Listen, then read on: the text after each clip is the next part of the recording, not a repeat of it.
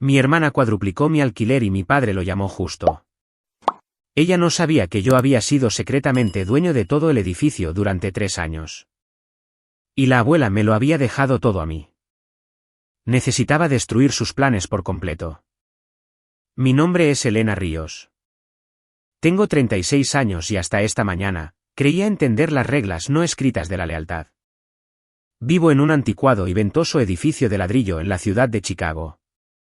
Es el mismo edificio que he administrado durante la mayor parte de una década. El mismo edificio en el que mi abuela Rosa vertió su alma, fregando estos pisos hasta que le dolían las rodillas. El radiador suena como un fantasma atrapado durante los duros inviernos, y el viento aúlla contra los cristales de las ventanas. Pero es el hogar para mí y para la docena de familias tejidas en el tejido de este lugar. Hoy, la ilusión se hizo añicos. Mi hermana menor, Isabella, entró en mi apartamento sin llamar, sus tacones de aguja golpeando agudamente el parqué, y dejó un aviso doblado sobre la isla de mi cocina. No dijo ni una palabra. No tenía por qué hacerlo. Sobre ese papel blanco y nítido, con una tipografía demasiado limpia para el acto sucio que anunciaba, había una cifra asombrosa, $9,250. Mi alquiler para este modesto santuario de 2 habitaciones saltaba de unos manejables $2,100 a casi 5 veces esa cantidad porque, según ella, el mercado lo exigía. Isabella se quedó allí, revisando sus uñas recién manicuradas. La forma en que sonrió me dijo exactamente cuánto disfrutaba viendo cómo el color se drenaba de mi rostro. No solo estaba subiendo los precios. Me estaba desalojando sin ensuciarse las manos. 1 hora después, mis padres llamaron. Esperaba indignación. Recibí una lección. Explicaron por qué este aumento exorbitante era justo. Usaron palabras de moda como apreciación de activos, corrección de mercado y oportunidad. Ignoraron el hecho de que ningún maestro, enfermera o jubilado de este edificio podría pagar ese tipo de dinero y sobrevivir. Dijeron que mi tarifa anterior había sido caridad y que en el mundo real los favores tienen fecha de caducidad. El aguijón de la traición fue agudo, cortando más profundo que el frío de Chicago. Pero lo que no sabían, lo que ni Isabella ni mis padres podían sospechar, era que el polvo de un conjunto de papeles muy diferente aún se asentaba en las fibras de mi suéter. Durante los últimos 4 años, no solo he sido la mujer que desenchufa, drena y echa sal en las aceras heladas. Gracias a la abuela Rosa, he estado custodiando un secreto que pone patas arriba toda su toma hostil. Creen que están asegurando una fortuna. Pero en realidad, Isabella acaba de firmar la orden inicial de su propia destrucción. Este edificio no es solo un montón de ladrillos. Es una herencia compleja protegida por capas que nunca se molestaron en buscar. Antes de contarte lo que encontré en el sótano y lo que sucedió en el momento en que entré en esa sala de juntas, dime, ¿qué hora es para ti ahora mismo? ¿Y desde dónde me escuchas? Tengo curiosidad por ver hasta dónde viajará esta historia. Divertido también. La indiferencia. A última hora de la tarde, el cielo plomizo del exterior reflejaba la pesadez de mi pecho. Levanté mi teléfono, esperando claridad de las personas que me criaron. Pero en el momento en que escuché la voz de mi madre, me di cuenta de que la base sobre la que estaba parada se estaba desmoronando. Habló con una certeza pulida que no dejaba lugar al debate, ofreciendo seguridades ensayadas de que el progreso es incómodo y que debería dejar que Isabella manejara los negocios como lo hacen las personas exitosas. Mi padre se unió a la línea, su tono robótico y despectivo, enmarcando el desalojo como optimización de cartera. Para mi familia, ya no era una hija. Era un obstáculo para su fondo de jubilación. Terminé la llamada sintiendo un vacío hueco en las costillas y salí al corredor. El pasillo, que normalmente olía a preparaciones de cena y cera para pisos, zumbaba con un movimiento incómodo. Las puertas se abrían con un crujido, conversaciones en voz baja flotaban como humo, y los pasos resonaban en los gastados pasillos.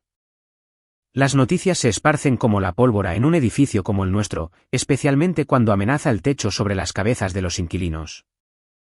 La señora Álvarez estaba junto a la escalera, aferrándose al aviso, sus manos temblando mientras intentaba apoyarse en la barandilla. Había vivido aquí desde antes de que yo asumiera la administración, y el miedo crudo en sus ojos me cortó más profundamente que la indiferencia de mis padres. Al otro lado del pasillo, El señor Novak se apoyaba pesadamente en su andador, su respiración entrecortada. Murmuraba números para sí mismo, tratando de resolver un problema matemático sin solución con un ingreso fijo. Más allá, la familia Kim empacaba silenciosamente pequeñas botas de invierno y juguetes en una caja de cartón mientras su hija preguntaba por qué tenían que dejar su escuela. No había gritos, ni caos, solo un miedo tranquilo y sofocante que se sentía más pesado que cualquier ruido. La gente evitaba mi mirada, no por culpa, sino porque la esperanza se sentía demasiado frágil para expresarla. No entendían por qué el alquiler se había convertido en un arma tan repentinamente. No preguntaban quién tomó la decisión. Solo preguntaban si tenían tiempo. Intenté ofrecer palabras firmes, pero murieron en mi garganta. Me había sentido impotente antes, pero esta era la primera vez que sentía el peso colectivo de una docena de vidas presionando mi columna vertebral. No solo estaba perdiendo un apartamento. Estábamos perdiendo una comunidad. Y de alguna manera, esa responsabilidad se sentía más íntima que los lazos de sangre con los que había hablado minutos antes. Mientras el pasillo se calmaba gradualmente, un suave golpe sonó detrás de mí. Cuando me giré, la señora Gabel estaba en mi puerta, su postura firme pero amable. No perdió el tiempo en cumplidos o condolencias. Simplemente entró, dobló su pañuelo con cuidado y estudió mi rostro con una precisión que solo alguien que ha visto desenvolverse la vida de un edificio entero podría poseer. La señora Gabel conocía bien a mi abuela Rosa, mucho mejor que la mayoría de mis parientes, y había una certeza en su mirada que me decía que había venido con un propósito, no con simpatía. Se dejó caer en una silla y habló con calma y precisión, sus palabras llevando el peso de alguien que había sido testigo de cómo se formaba un patrón mucho antes de que yo lo notara. Mencionó momentos de años anteriores, miradas agudas intercambiadas durante las cenas festivas, desacuerdos financieros que mi abuela nunca permitió que salieran a la superficie por completo. Pequeñas decisiones que parecían irrelevantes en ese momento, pero que ahora trazaban una línea limpia desde quién había sido siempre Isabella hasta en quién se estaba convirtiendo. Según la señora Gabel, mi abuela se preocupaba de que la ambición que Isabella vestía como una insignia se estuviera deformando lentamente en algo más frío y calculado. Luego, la señora Gabel dijo algo que hizo que la habitación se sintiera más pequeña. Explicó que mi abuela nunca confió en guardar todos sus documentos importantes en lugares formales, que a veces escondía cosas donde solo las personas que realmente le prestaban atención pensarían en buscar. La señora Gabel no sabía exactamente qué eran esas cosas, pero sospechaba que estaban destinadas a mí, no a nadie más. Habló como si me estuviera señalando una puerta cerrada que yo había pasado por alto toda mi vida. Su tono no era dramático. Era fáctico, casi práctico. Creía que mi abuela había anticipado un momento como este. No los detalles exactos, sino la inevitabilidad del conflicto. Y creía que mi abuela se había preparado en consecuencia. Cuando la señora Gabel finalmente se puso de pie para irse, la tensión en mi cuerpo pasó de la impotencia a algo más agudo. No confianza, todavía no, sino una dirección. Tocó mi brazo suavemente antes de salir, sin ofrecer promesas sobre lo que encontraría, solo la certeza de que mi abuela había dejado algo atrás porque sabía que lo necesitaría. El pasillo quedó en silencio de nuevo cuando cerré la puerta. El edificio se sentía diferente ahora, como si el suelo bajo mis pies me estuviera instando a buscar respuestas que debía haber buscado hace mucho tiempo. La mañana siguiente llegó con una claridad que me impulsó a la acción antes de que tuviera tiempo de dudar. Bajé con un manojo de llaves viejas que la abuela Rosa me había dado años atrás. Llaves que nunca había cuestionado hasta ahora. El sótano estaba detrás de una puerta de metal que se atascaba en su marco durante los meses húmedos, y tuve que apoyar mi hombro contra ella antes de que finalmente cediera. Un leve olor a polvo y pintura vieja flotó hacia mí cuando entré. Nada había cambiado en el espacio. Cajas apiladas de antiguos inquilinos, cables atados que nadie reclamaba, y el bajo zumbido de la caldera del edificio vibrando a través de las tuberías. Pero esta vez, cada sombra se sentía intencionada, como si la habitación supiera más sobre mi vida de lo que yo sabía. Me moví lentamente, escaneando los estantes que revestían las paredes, siguiendo los recuerdos de las tardes pasadas ayudando a la abuela Rosa a ordenar decoraciones navideñas o herramientas viejas. Ella siempre decía que el sótano era el corazón del edificio, desordenado, pasado por alto, pero manteniendo todo unido. Tenía sentido que ella escondiera algo aquí. En algún lugar donde solo una persona que entendiera sus hábitos se molestaría en buscar. Recorrí el contorno de cada estante hasta que mis dedos rozaron el borde de madera de su gabinete de costura. Una pieza baja que se negaba a deshacerse, incluso después de que los cajones dejaran de deslizarse correctamente.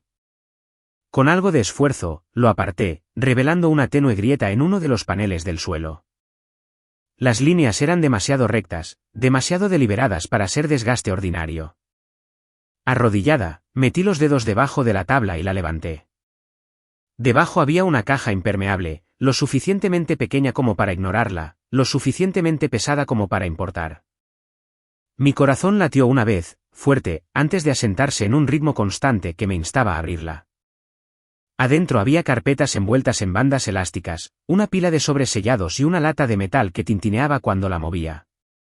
Abrí la lata primero. Un juego de llaves descansaba dentro, acompañado de una nota escrita con la cursiva de mi abuela, firme incluso en sus últimos meses. Para cuando llegue el momento, la simplicidad del mensaje me tensó la garganta. Ella sabía algo que yo no mucho antes de que todo esto se desarrollara. Cuando abrí la primera carpeta, mi mundo cambió. Los papeles no eran recuerdos sentimentales ni notas financieras dispersas. Eran documentos estructurados e intencionales que deletreaban la verdad con una precisión casi escalofriante. En la parte superior de la primera página, sellado y notariado, estaba el acuerdo operativo de Times Ross Legacy Holdings. La línea que me designaba como la única propietaria estaba escrita claramente sin ambigüedad. Mi firma estaba impresa debajo junto a la de mi abuela. Ella debió haberme guiado a través del papeleo una tarde cuando yo pensaba que solo la estaba ayudando con tareas rutinarias de administración, sin darme cuenta de que estaba transfiriendo un edificio entero a mis manos. Dejé la carpeta y abrí otra. Correos electrónicos impresos en orden cronológico revelaron intercambios entre Isabella y un promotor de una firma llamada Urban Geraisen. Su redacción era cuidadosa, profesional, pero inconfundiblemente estratégica. Discutían valores proyectados, plazos de vacancia y posibles barreras para la reurbanización. Reconocí el lenguaje rápidamente. Gente como el señor Novak y la familia Kim reducida a obstáculos en una hoja de cálculo. Los mensajes más recientes sugerían una urgencia que me revolvía el estómago, detallando formas de acelerar la rotación en el edificio. Me obligué a seguir leyendo. Un sobre contenía una carta escrita a mano dirigida a mí. La tinta estaba descolorida y los bordes ligeramente curvados, pero la voz de la abuela Rosa se sentía más fuerte que cualquier documento. Escribió sobre su miedo a que las personas en las que confiaba no cuidaran el edificio como ella lo había hecho. Le preocupaba que la ambición nublara el juicio y que la compasión fuera descartada como debilidad. Escribió que yo veía a las personas como individuos, no como números, y que esto importaba más de lo que nadie entendía. Luego explicó su decisión en voz baja, sin drama, de asegurar que el futuro del edificio no quedara en las manos equivocadas. Su fe en mí presionaba fuertemente contra mi pecho, reconfortante y aterradora a la vez. Yo no había pedido nada de esto, sin embargo, ella había puesto su legado completamente bajo mi cuidado. Cerré la carta y me recliné en el frío suelo de concreto, tratando de tranquilizarme. Nada en mi vida se sentía simple ahora, pero debajo del peso había un hilo más agudo y firme. Propósito. Recogí los documentos en una pila ordenada y los guardé bajo llave en mi bolso. Había un paso más que no podía ignorar ahora que la verdad había salido a la luz. Mi abuela había confiado su patrimonio a un solo abogado, un hombre al que respetaba por su precisión y lealtad silenciosa. Su nombre surgió en mi memoria tan claramente como si lo hubiera susurrado en la habitación. Elías Thorne. Y si alguien podía explicar la profundidad de lo que ella había hecho, sería él. Subí las escaleras con la caja asegurada, mis dedos rozando la gastada barandilla que ella una vez sostuvo. Por primera vez en días, el camino por delante se sentía menos como un colapso y más como una revelación esperando ser comprendida. Para cuando llegó la tarde, el siguiente paso se sintió ineludible. Conduje al otro lado de la ciudad hacia un pequeño edificio de ladrillo escondido entre una panadería y una agencia de viajes, un lugar que nunca había visitado, pero que reconocí inmediatamente por el nombre grabado en la puerta de cristal. Oficina de abogados de Elías Thorne. Adentro, la oficina olía débilmente a madera pulida y limpiador cítrico. Se sentía ordenada de una manera que me recordaba la letra de mi abuela, precisa, sin complicaciones, deliberada. Detrás de un escritorio de madera estaba Elías Torne, quien se puso de pie cuando entré. Parecía tener finales de los 60, con cabello plateado peinado cuidadosamente hacia atrás, y una expresión tranquila que sugería que había anticipado esta visita mucho antes de que yo me diera cuenta de que necesitaba hacerla. Le entregué las carpetas sin preámbulos, observando cómo su expresión cambiaba de reconocimiento a concentración. Leyó rápido, cada página volteándose con el ritmo seguro de alguien que ya sabía lo que estaba buscando. Mi abuela lo había preparado. Eso era claro. Hizo una pausa en la carta dirigida a mí, soltando un suspiro que parecía mezcla de tristeza y admiración. Luego organizó los papeles en pilas ordenadas, alineando las esquinas con cuidado antes de hablar. Su explicación fue constante, anclada en marcos legales que me resultaban extraños, pero familiares para él. Describió cómo la propiedad del edificio había sido reposicionada años antes, cómo Times Ross Legacy Holdings operaba independientemente de los fideicomisos familiares que mis padres e Isabella creían que gobernaban la propiedad. Y cómo el acuerdo que firmé había transferido la autoridad a mí sin provocar sospechas. Según él, mi abuela había construido una estructura con múltiples capas de visibilidad, una pública, una privada y una conocida solo por nosotras dos a través de la documentación que pretendía que yo descubriera en mi propio tiempo. Hizo hincapié en que la LLC me otorgaba control legal completo sobre las operaciones, los ingresos y las decisiones futuras del edificio. Isabella solo tenía influencia porque creía que el fideicomiso antiguo mantenía la supremacía, pero legalmente no tenía autoridad para imponer cambios sin mi aprobación. El aumento de alquiler que impulsó no tenía ninguna validez legal más allá de la intimidación. Escucharlo clarificado por alguien fuera de la familia estabilizó mi pulso más de lo esperado. Elías continuó, describiendo los libros de contabilidad financieros que documentaban retiros de mantenimiento recurrentes bajo entidades vinculadas a firmas de reurbanización. El patrón sugería que se había estado desviando dinero mucho antes de que el aumento de alquiler saliera a la luz. Su tono nunca se convirtió en indignación, pero la precisión de su explicación hizo las implicaciones aún más claras. Las pérdidas eran lo suficientemente sustanciales como para suscitar el escrutinio de los auditores, y los documentos guardados por mi abuela parecían haber sido seleccionados con el propósito expreso de exponer discrepancias. Cuando terminó de revisar la última página, la habitación cayó en un silencio que presionaba mis oídos. Elías juntó las manos y explicó que mis próximas decisiones determinarían el futuro del edificio, así como las suposiciones de mi familia sobre el control. Habló con cuidado sobre salvaguardar registros, documentar cualquier interacción con Isabella y prepararse para la posibilidad de que los intentos de presionar a los residentes pudieran intensificarse. Se acercó a su archivador y produjo una carpeta etiquetada con mi nombre. La carpeta contenía un cronograma que ella había redactado describiendo etapas de responsabilidad que quería que yo siguiera si surgía la necesidad. No era prescriptivo, pero ofrecía estructura, un recordatorio de que ella veía potencial en mí antes de que yo lo viera en mí misma. Al final de la semana, la tensión en el edificio parecía lista para romperse. Los pasillos parecían contener la respiración mientras los residentes se movían silenciosamente entre sus puertas, inseguros de lo que vendría después. Sentí un cambio en el aire, del tipo que precede a una confrontación que nadie quiere realmente, pero que todos esperan. Ese cambio se volvió inconfundible una mañana temprano cuando se oyeron pasos fuertes en la escalera, seguidos por el golpe hueco de un portapapeles golpeando contra las barandillas metálicas.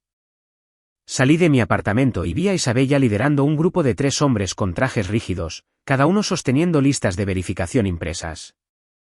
Isabella caminaba al frente con confianza deliberada, sus tacones golpeando como un metrónomo, marcando el ritmo de su intención. No me reconoció a mí ni a nadie más en el pasillo. En cambio, señaló las unidades como si estuviera dirigiendo una inspección sobre la cual tenía total autoridad. Su expresión transmitía una audacia que se sentía fabricada para una audiencia, un intento de proyectar estructura donde no existía legalmente. Detrás de ella, los hombres escanearon el pasillo con interés distante, su distancia profesional lo suficientemente aguda como para inquietar a los residentes que se asomaban por puertas apenas abiertas. Su presencia creó una atmósfera de juicio inminente, y Isabella parecía prosperar con ello. Le entregó una carpeta a uno de ellos y señaló las unidades del piso inferior, instruyéndole que comenzara a documentar las condiciones. No importaba que no tuviera derecho legítimo a hacerlo. La actuación era el punto. Pero lo que Isabella no vio, lo que no pudo anticipar, fue que el edificio ya había comenzado a recalibrarse a sí mismo. La noche anterior, la sala comunitaria se había llenado de residentes decididos a no ser apartados. En el centro de la reunión estaba Sarah Chen, una consejera de vivienda de una organización local sin fines de lucro que la señora Gabel había contactado. Sarah habló con calma, explicando las protecciones de los inquilinos con una claridad que estudiaba la sala. Enfatizó la documentación, la transparencia y la importancia de registrar cada paso dado por aquellos que buscaban intimidarlos. Al final de la reunión, los residentes que se habían sentido aislados estaban unidos por una comprensión compartida de lo que enfrentaban. Esa unidad era visible ahora a medida que las puertas se abrían una por una. Los residentes se reunieron en pequeños grupos de pie con los brazos cruzados o las manos agarrando teléfonos listos para grabar. No había hostilidad, solo un firme rechazo a ser descartados. Los hombres de traje dudaron al ver las cámaras apuntadas silenciosamente en su dirección. Su compostura vaciló lo suficiente como para revelar incertidumbre, y uno de ellos miró a Isabella en busca de dirección. Su mandíbula se apretó, pero ella siguió adelante con autoridad forzada, insistiendo: continúen. La primera inspección tuvo lugar en la unidad de la señora Álvarez. Ella estaba cerca del umbral con Sara a su lado, ofreciendo una silenciosa evidencia de tranquilidad. Los hombres revisaron problemas inexistentes, fugas que no estaban presentes, cableado que ya había pasado las revisiones anuales, preocupaciones estructurales que nunca habían existido. Isabella se cernió detrás de ellos, esperando cualquier cosa que pudiera retorcer en justificación. Pero el apartamento estaba ordenado y bien mantenido, resultado de años de vida cuidadosa en lugar de negligencia. Cuando no surgió nada, la irritación de Isabella se hizo palpable. Se mudaron al apartamento de la familia Kim a continuación. Se desarrolló el mismo patrón. Limpieza, cumplimiento, nada que pudiera interpretarse como una violación. Las preguntas de los hombres se volvieron más cortas, su tono menos seguro. Terminaron sus notas finales y se retiraron al pasillo donde otros residentes observaban con tranquila resolución. La confianza de Isabella se desvaneció con cada segundo que pasaba, su plan desmoronándose en tiempo real. Para cuando el grupo llegó a la última unidad, la inspección se había convertido en una procesión de hallazgos vacíos. Los hombres parecían ansiosos por irse, y uno le murmuró algo a Isabella que ella despidió sin reconocerlo. Su expresión se endureció en algo quebradizo. Miró alrededor de la residencia, sólida, tranquila, inamovible, y por primera vez, su compostura se resquebrajó. Sin previo aviso, anunció que la familia se reuniría en la oficina del tío Ricardo al día siguiente para resolver problemas estructurales dentro de la propiedad. Su tono sugería que se aferraba a cualquier autoridad que creyera que aún conservaba. No hubo explicación, ni invitación a la discusión, solo una declaración abrupta que esperaba que todos aceptaran. El día siguiente trajo una pesadez que sentí desde el momento en que salí. Las nubes flotaban bajas sobre la ciudad, silenciando la luz de la mañana mientras conducía a la oficina del tío Ricardo. El edificio se encontraba en un distrito comercial lleno de calles estrechas y pequeñas prácticas legales, el tipo de lugar donde el papeleo tenía más poder que la personalidad. Parecía apropiado para lo que estaba a punto de desarrollarse. Me estacioné, calmé mi respiración y caminé hacia las puertas de cristal, con la carpeta de Elías Torne metida de forma segura bajo mi brazo. Adentro, la oficina estaba iluminada con bombillas amarillas suaves que proyectaban un brillo tenue sobre la sala de espera. Isabella ya estaba allí, sentada erguida con un blazer azul marino, su expresión afilada en algo entre triunfo y cálculo. Mis padres estaban cerca de las ventanas, hablando en voces apagadas que se detuvieron en el momento en que entré. Me observaron con una extraña mezcla de expectación e impaciencia, como si el resultado se hubiera escrito mucho antes de que yo llegara. Isabella no se molestó en ocultar su confianza. Me miró como alguien mira un problema que cree haber resuelto ya. El tío Ricardo nos saludó con una cortesía rígida y nos dirigió a una sala de conferencias dominada por una larga mesa de roble. Las carpetas estaban ordenadas pulcramente en cada asiento y una imagen de agua permanecía intacta en el centro. El ambiente se sentía escenificado, como si la sala se hubiera estado preparando para esta confrontación mucho antes de que cualquiera de nosotros entrara. Me senté frente a Isabella y coloqué la carpeta sobre la mesa sin abrirla. Mi hermana siguió el movimiento con un ligero estrechamiento de los ojos. La reunión comenzó con Ricardo describiendo lo que llamó cambios estructurales en la propiedad. Habló sobre el potencial de reurbanización, las ganancias a largo plazo y las ventajas de asociarse con inversores. Su tono era constante, pero cada palabra se alineaba sospechosamente bien con los planes que Isabella había estado impulsando. Cuando ella tomó el control de la discusión, enmarcó el edificio como un activo valioso pero de bajo rendimiento y presentó un paquete brillante lleno de números proyectados. Describió cronogramas, compras y rendimientos estimados, su voz nítida con confianza. Mis padres asintieron, claramente persuadidos por la promesa de ganancia financiera. Enfatizaron que la unidad familiar dependía de cooperar con la dirección de Isabella. La frase resonó hueca, como un guión repetido por obligación en lugar de convicción. Mientras hablaban, observé sus expresiones, el optimismo ligeramente forzado de mi madre, la mandíbula apretada de mi padre, y sentí una distancia familiar asentarse entre nosotros. Su visión de la familia siempre se había basado en la jerarquía, y en esa jerarquía, Isabella se sentaba en el centro. Cuando terminaron, la sala se quedó en silencio, como esperando mi cumplimiento. Por un momento, su expectativa llenó el espacio más pesadamente que los documentos sobre la mesa. Entonces abrí la carpeta. El primer conjunto de papeles se deslizó por la mesa con un roce apagado. Expliqué con calma que Times Ross Legacy Holdings tenía la propiedad total del edificio. El acuerdo que me nombraba único propietario yacía en la parte superior de la pila. Mi firma alineada junto a la de mi abuela. La confianza de Isabella vaciló. Miró la página con una rigidez que rayaba en la incredulidad. Mis padres intercambiaron miradas incómodas, la confusión superando la certeza. A continuación, coloqué los registros financieros frente a ellos, libros de contabilidad que detallaban retiros de los fondos del edificio a compañías directamente vinculadas a Isabella. Las cantidades estaban claramente marcadas, cada transacción pintando una imagen clara de fondos malversados. Mi voz se mantuvo firme mientras describía las implicaciones, dejando que la documentación hablara donde la emoción no tenía cabida. La carpeta contenía todo.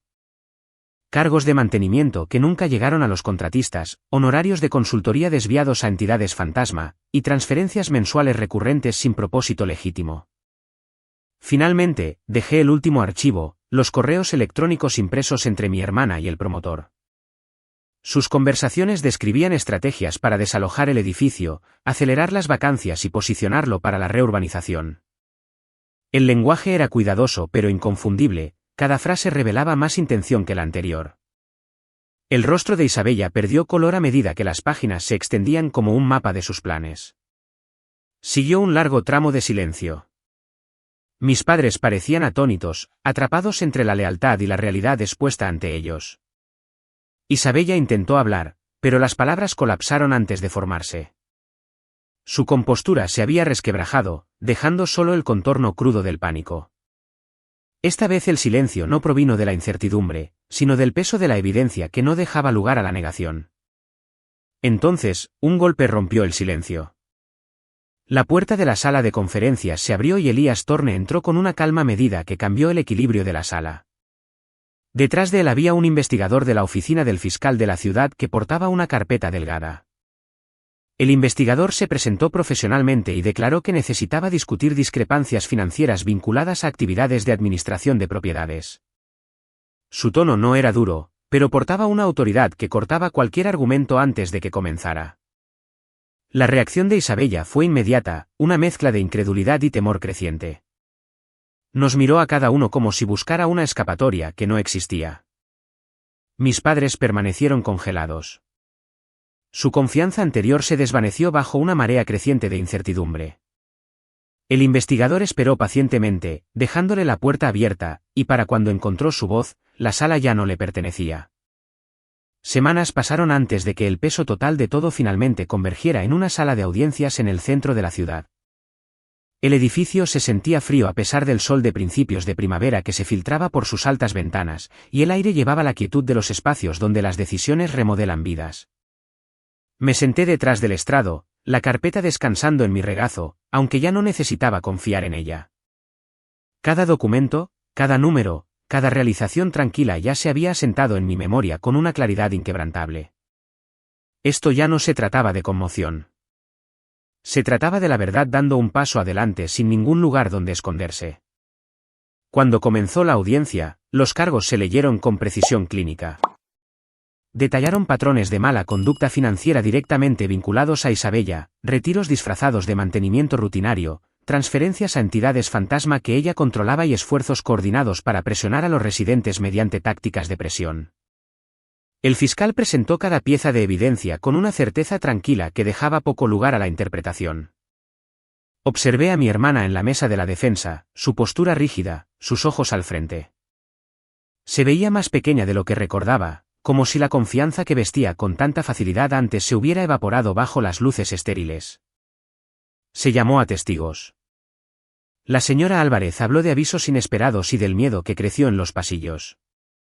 La familia Kim describió la confusión que sintió su hija cuando le dijeron que podrían tener que dejar su escuela. Incluso el señor Novak, apoyándose pesadamente en su andador, relató la repentina presión ejercida sobre los inquilinos ancianos. Sus voces no llevaban ira, sino agotamiento, del tipo que persiste cuando la estabilidad se ve amenazada por alguien que la ve como prescindible. Fui llamada la última. El juez hizo preguntas directas sobre mi papel, los documentos y la estructura que mi abuela había implementado. Respondí con firmeza, consciente de que la previsión de la abuela Rosa se había convertido en un escudo no solo para mí, sino para todo el edificio. Decir su nombre en voz alta en ese espacio se sintió como poner una mano firme sobre mi propio hombro. La corte escuchó, no con simpatía, sino con la atención que se presta a los hechos que lo unen todo. Cuando concluyeron los argumentos, la decisión llegó con firmeza medida. Isabella fue declarada culpable de mala conducta financiera y sentenciada a un periodo en custodia estatal que reflejaba la gravedad de sus acciones. El juez enfatizó el impacto en los inquilinos vulnerables y la naturaleza deliberada del plan. No hubo estallido, ni súplica dramática, solo un colapso silencioso en su expresión, un reconocimiento de que el camino que había elegido terminaba exactamente donde siempre iba a conducir.